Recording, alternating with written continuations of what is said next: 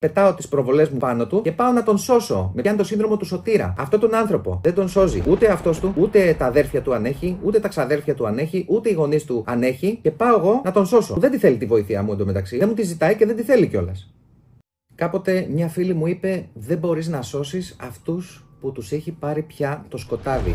Όταν το πρωτοάκουσα αυτό, μου έκανε μια περίεργη εντύπωση. Μα λέω, τόσο άκαρδη, δεν έχει ενσυναίσθηση, δεν έχει ενδιαφέρον για τον συνάνθρωπο, είναι τόσο για πάρτι της. Καθώς λοιπόν περνούσαν τα χρόνια και διαμορφωνόταν και εμένα λίγο διαφορετικά η αντίληψη, είδα ότι υπήρχε κάποια ουσία πίσω από αυτό το οποίο έλεγε. Σήμερα λοιπόν, 2024, τουλάχιστον αυτός εδώ ο εαυτός, έχει να καταθέσει τα εξής. Όπως έχουμε αναφέρει, για να μπορέσουμε να λειτουργήσουμε τη σκέψη μας και κάπως να τη βασίσουμε για να δημιουργήσουμε ένα νοητικό οικοδόμημα, θα πρέπει να βάλουμε κάποιες υποθέσεις. Και πάνω από αυτές τις υποθέσεις ή πάνω σε αυτές τις υποθέσεις να μπορέσουμε να δημιουργήσουμε ένα ηρμό σκέψης, να φιλοσοφήσουμε και να καταλήξουμε σε κάποιο είδους συμπεράσματα. Έστω λοιπόν, βάσει όλων αυτών των εσωτερικών διδασκαλιών, ότι υπάρχει αυτό το κομμάτι του χάους, της ανυπαρξίας και αυτό το σημείο, αυτός ο χώρος της κτήσης, της δημιουργίας. Υπάρχουν λοιπόν σε γενικές γραμμές αυτά τα δύο πεδία. Δημιουργία, επέκταση, χάος, ανυπαρξία. Οι δύο λοιπόν αντίθετες δυνάμεις. Ζωή, θάνατος. Δημιουργία, καταστροφή. Ζωή, ανυπαρξία. Έχουμε λοιπόν το εξής παράδειγμα. Έχεις έναν άνθρωπο ο οποίος δεν πάει καλά, ο οποίος έχει κάποιο πολύ σοβαρό ψυχιατρικό θέμα και ο οποίος είναι ένας άνθρωπος όπου για όποιους λόγους, σημαντικούς λόγους, από το παρελθόν και από όλα αυτά τα τραύματα που λέγαμε, έχει καταλήξει σε ένα σήμερα όπου το σύνολο, το κράμα όλων αυτών που είναι, λέει τα εξής. Πρώτον, ο εγκέφαλός μου έχει πάψει να λειτουργεί ορθά. Νευροδιαβαστές και όλες οι ουσίες και οι χημικές ενώσεις έχουν γίνει ένας αχταρμάς. Για όποιους λόγους και με όποιο αποτέλεσμα. Δεύτερον, η προσωπικότητά μου έχει διαμορφωθεί με ένα τέτοιο τρόπο όπου γεμίζει και ξεχυλίζει από τοξικότητα. Με διάφορους τρόπους και σε διάφορες εκφάνσεις. Όχι πάντα, γιατί έχω και τις καλές μου στιγμές και τις καλές μου μορφές. Αλλά κατά σύνολο είναι κάπως έτσι. Το σύνολο λοιπόν όλων αυτών των πραγμάτων μου δίνει μία τάση στο να μην με ενδιαφέρει ο εαυτός μου. Δεν με ενδιαφέρει αν θα είμαι καλά, εάν δεν θα είμαι καλά, εάν θα εκτεθώ, εάν δεν θα εκτεθώ, εάν κάνω πράγματα τα οποία με βλάπτουν και αν πολύ απλά δεν θέλω ούτε να με βελτιώσω, ούτε να χαρώ τη ζωή, ούτε τίποτα.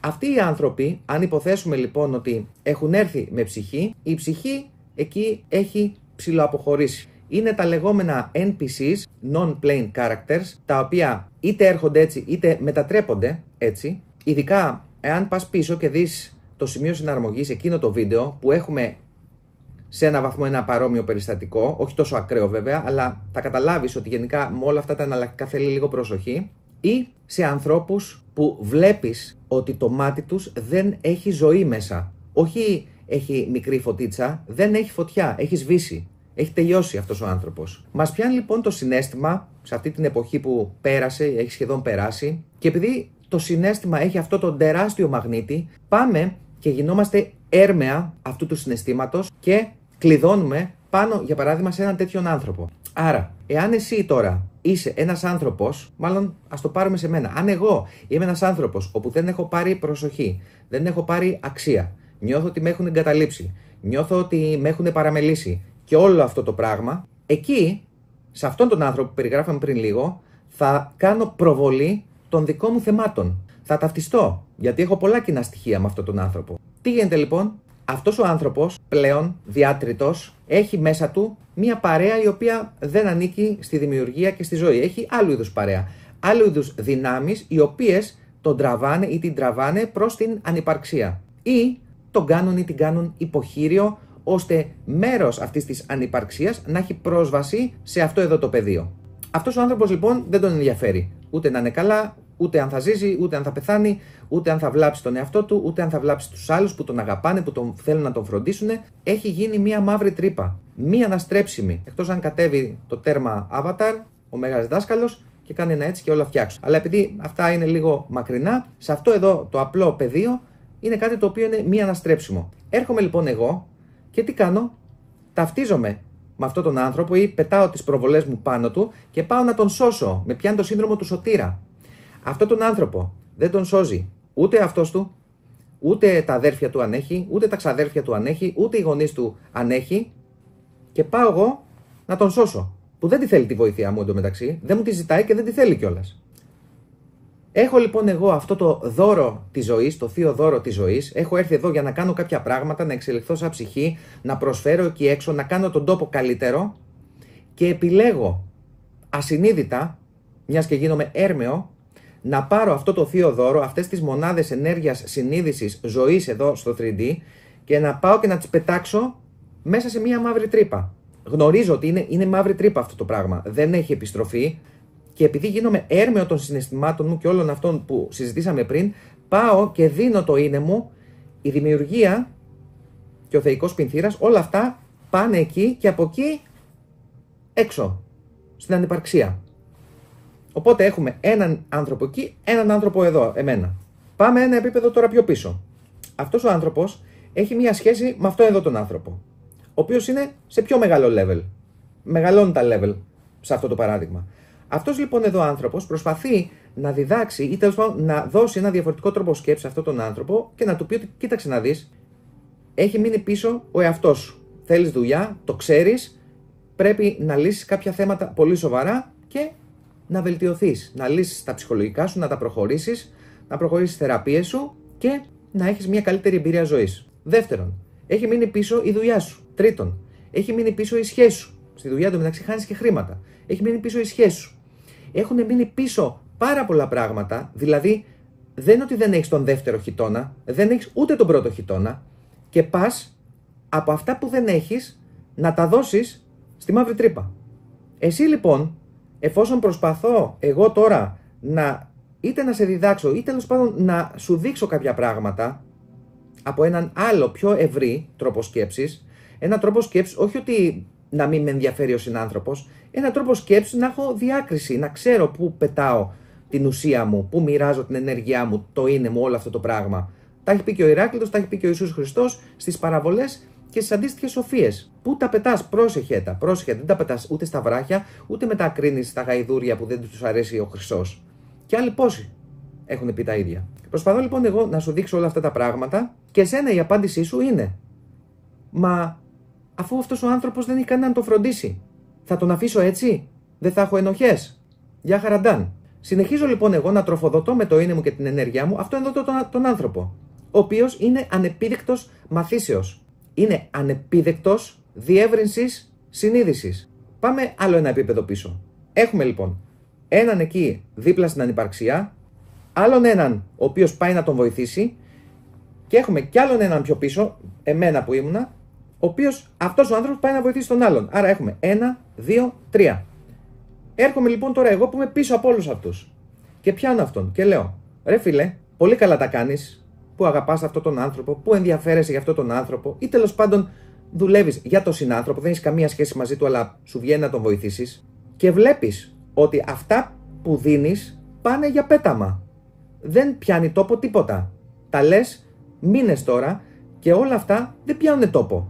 Εσύ νιώθεις ότι κάτι κάνεις και τα πετάς στα σκουπίδια. Τι κάνεις λοιπόν?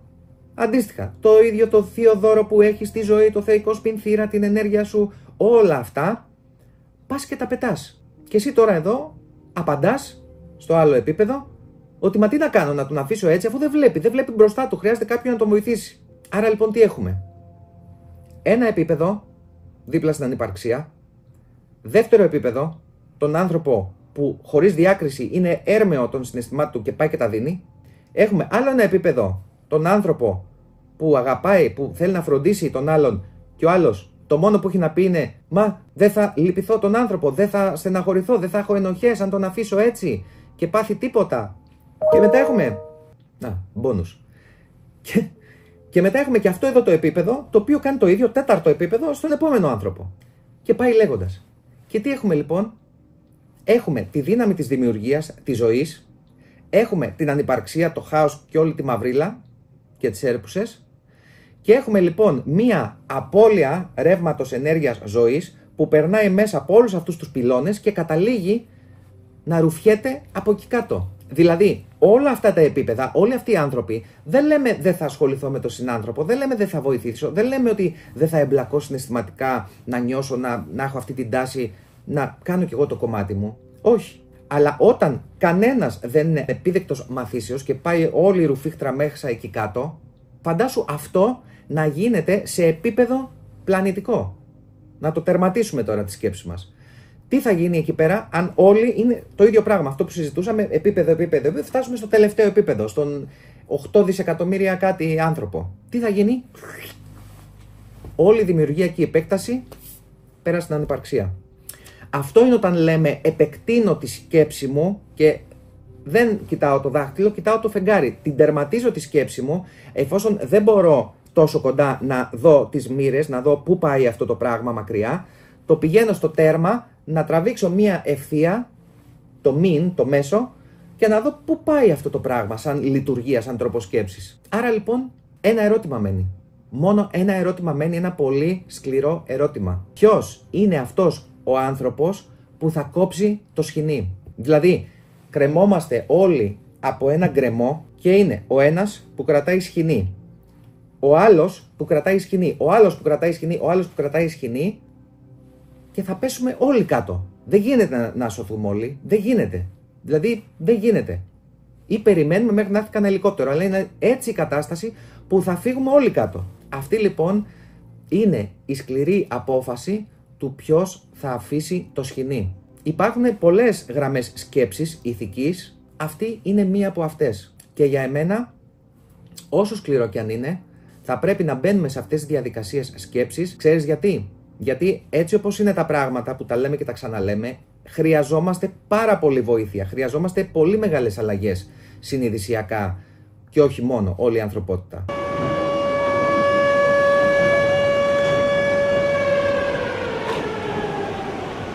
Που σημαίνει ότι οι μονάδες που έχω συνείδησης, ζωής, ενέργειας δεν με παίρνει να τις σπαταλάω.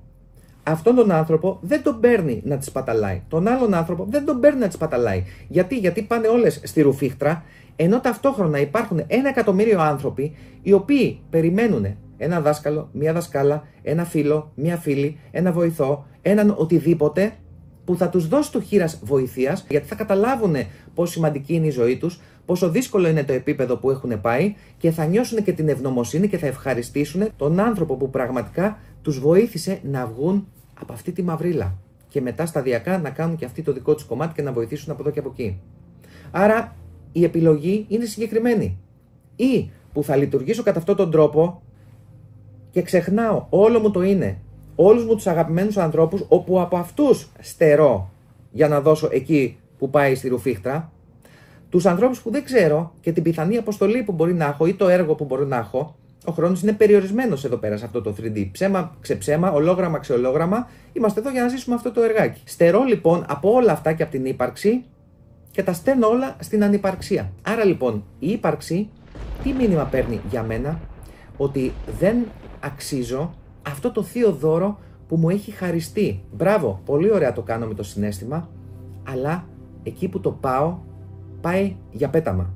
Παίρνω λοιπόν το δώρο, το ότι ζω, την ύπαρξή μου, την ενέργειά μου, την συναισθηματική μου ισορροπία, τη χαρά μου, τα όλα μου και τα πετάω. Γι' αυτό λέμε και ξαναλέμε και ξαναλέμε, πρέπει να έχουμε διάκριση.